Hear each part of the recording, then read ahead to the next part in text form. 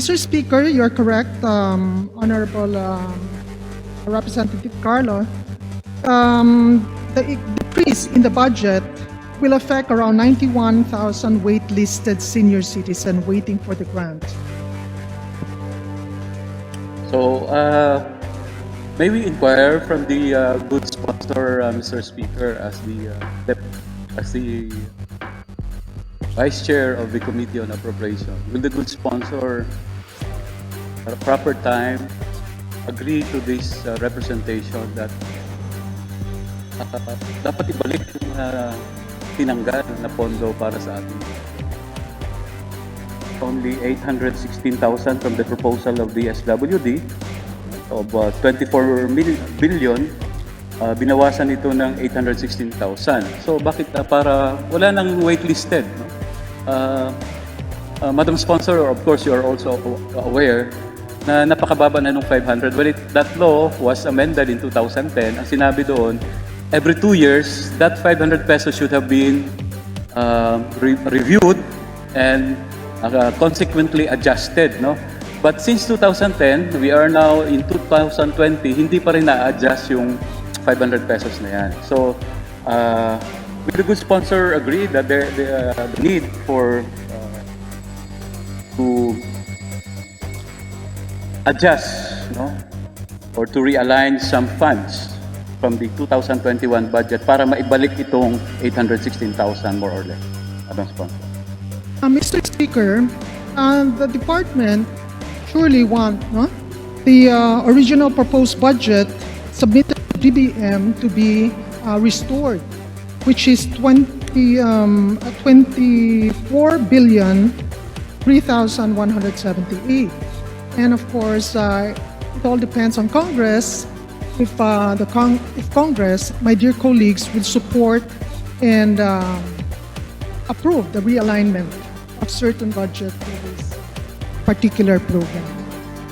Salamat, Madam Sponsor. Kasi po nakakalungkot, during these past months,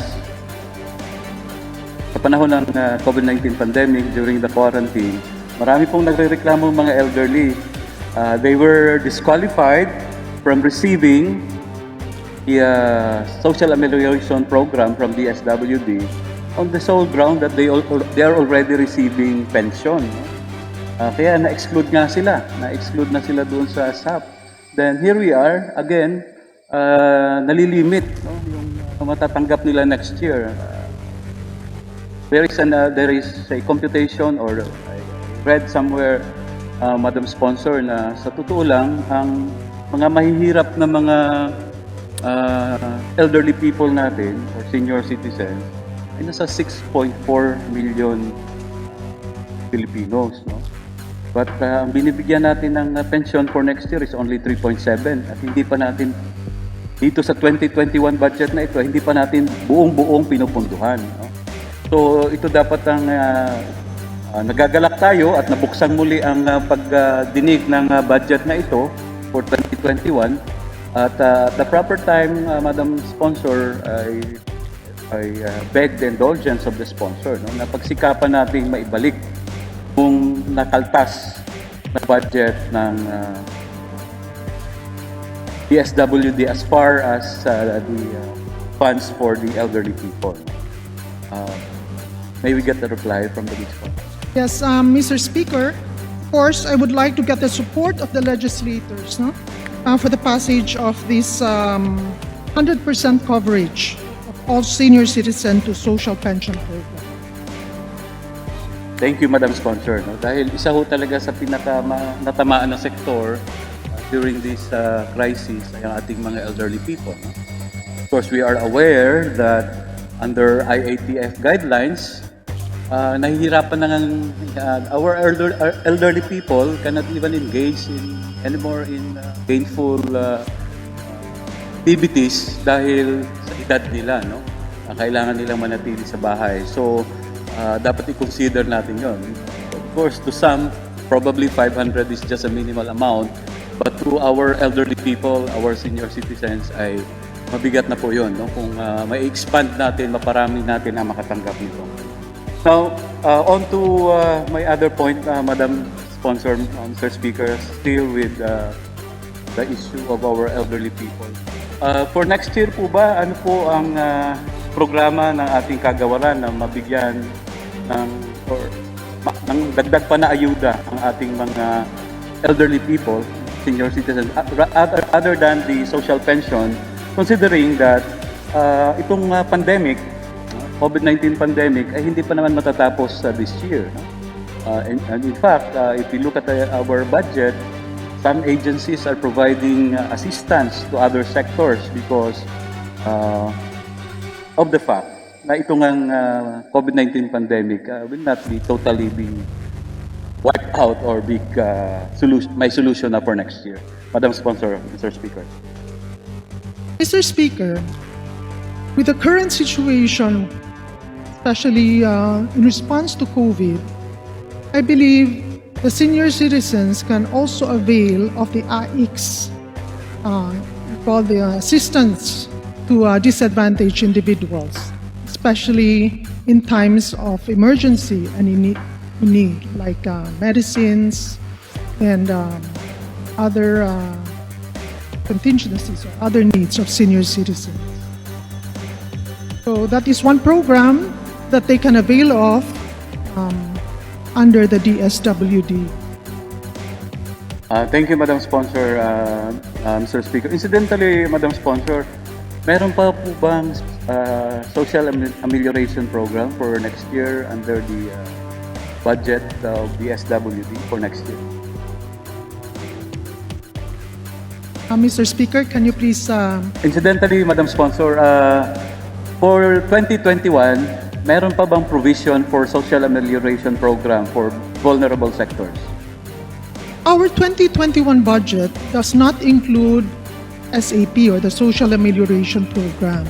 However, we still have the social pension, and there are also plans for senior citizens which are in the pipeline in collaboration with the newly approved National Senior Citizens Commission. And those who are reaching 100 years old can also avail of their benefits. Thank you, Madam Sponsor, Mr. Speaker.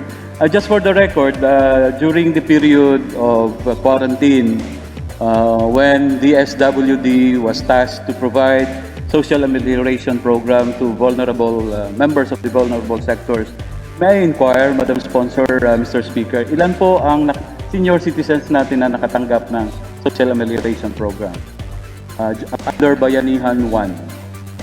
There were, Mr. Speaker, according to the department, there were 1.404 million senior citizens who were able to avail of the social amelioration. Thank you, Madam Sponsor, Mr. Speaker. So, may I be clarified, Madam Sponsor, even last year, 2019, the department already identified 3.796 million elderly people, no? Kahit na nung nakaraang taon. So, may I be clarified why in the distribution of the social amelioration program, only 1.4 million elderly people received such a subsidy or aid from the government during the time when most, if not all, of our elderly people are just like our ordinary citizens, no, vulnerable sectors at that, are quarantined, no source of income, the likes. Madam Sponsor, Mr. Speaker. Mr. Speaker, my dear colleague, the SAP was given to families. Unit of assistance for SAP is family. So there were only 1.4 million senior citizens which were considered head of the families. So the rest. The social amelioration fund was given to families. So there were 1.4 million head of families that were considered senior citizens.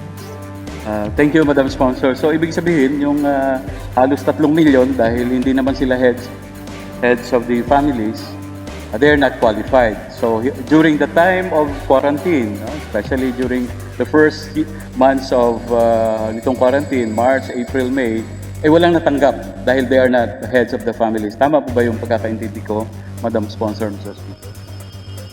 Under the Bayanihan 2, the same thing, this is being considered under Bayanihan 2 to extend assistance to the senior citizens. Thank you, Madam Sponsor. Yun lang yung ilang pong clarification sa budget. We are pressed for time. I just, with the kind indulgence of the good sponsor, no, I hope that we can restore, no, yung pakaltas na budget sa elderly people. No? Dahil sabi ko nga, during this time, sila yung isa sa pinaka-vulnerable.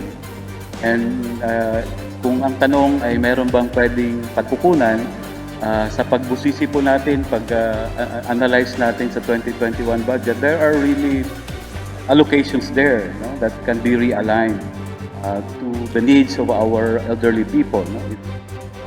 816,000, wala nga 1 billion yan. No? If in this budget, there is, for example, a 19 billion allocated to the National Task Force to End Local Communist Armed Conflict, no? Na hindi naman siya line agency. Why not realign that to the needs of our elderly people? No? So that yung sinubmit ng DSWD, yung targeted nila na 3.7 million, makababa na nga. No? Sabi ko nga kanina, 6 million na yung mga poor elderly people. So, at least itong 3.7 million ay makatanggap, no, ng social pension next year. So thank you, Madam Sponsor, for the kind time in accommodating our clarificatory questions.